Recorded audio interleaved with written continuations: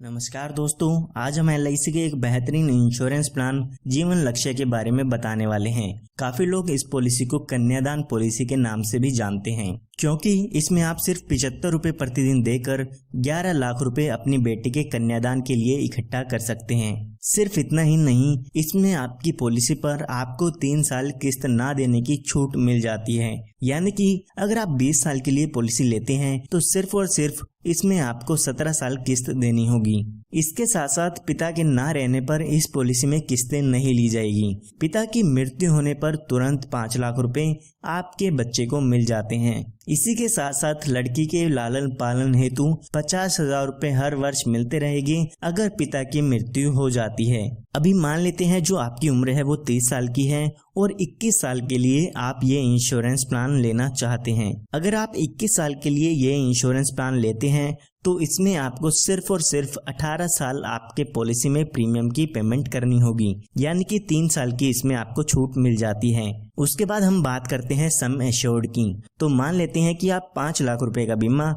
इसमें लेना चाहते हैं। तो अगर हम इसके प्रीमियम की कैलकुलेशन करते हैं तो आपको लगभग 75 रुपए प्रतिदिन इसमें देने होंगे। यहाँ पर आप इसका प्रीमियम हर महीने, 3 महीने, 6 महीने या हर साल में दे सकते हैं। आप स्क्रीन पर देख सकते हैं कि कितना प्रीमियम आपको पे करना होगा। तो अभी जो आपकी उम्र है वो 30 साल की हो चुकी है। जैसे कि मैंने आपको बताया, 18 साल इसमें आपको प्रीमियम की पेमेंट करनी होगी। उसके बाद जब आपकी उम्र 48 साल की हो जाएगी तो उसके बाद आपको 3 साल तक प्रीमियम की पेमेंट नहीं करनी है। जब यहाँ पे आपके पॉलिसी के 21 साल पूरे हो जाते हैं तो यहाँ पर इस पॉलिसी की मैच्योरिटी हो जाती है, और जब इस पॉलिसी की मैच्योरिटी होती है उस समय लगभग 10,64,500 रुपए का अमाउंट आपकी बेटी के कन्यादान के लिए मिल जाते हैं। ये हमने बात तब की है जब पिता के साथ कोई भी दुर्घटना नहीं होती है। आइए अब बात करते हैं कि अगर पिता के साथ दुर्घटना हो जाती है तो बेटी का कन्यादान कैसे होगा। तो हम एग्जाम्पल समझने के लिए मान लेते हैं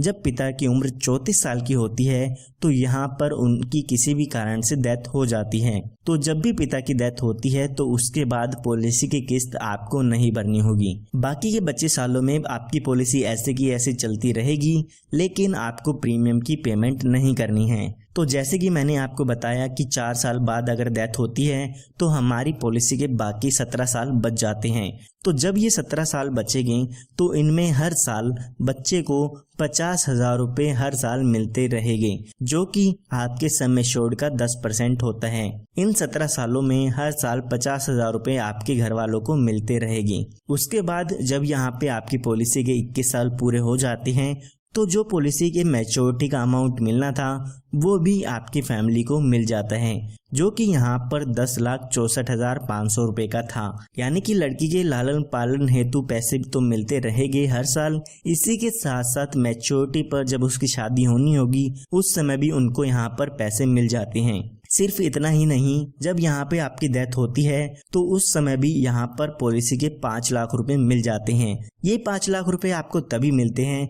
अगर आप अपनी पॉलिसी में टर्म राइडर ऐड कराते हैं।